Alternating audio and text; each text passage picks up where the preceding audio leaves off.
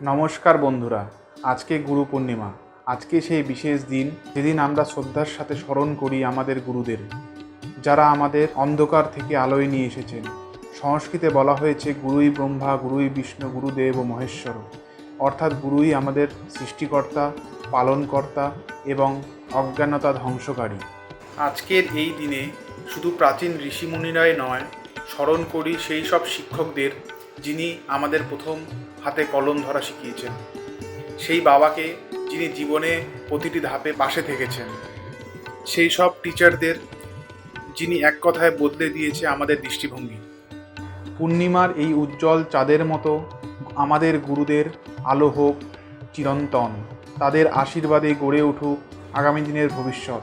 গুরু পূর্ণিমার এই পবিত্র দিনে চলুন কৃতজ্ঞতার সাথে জানাই আমাদের জীবনের এই অদৃশ্য শক্তিকে, আমাদের গুরুজনদের। শুভ গুরু পূর্ণিমা।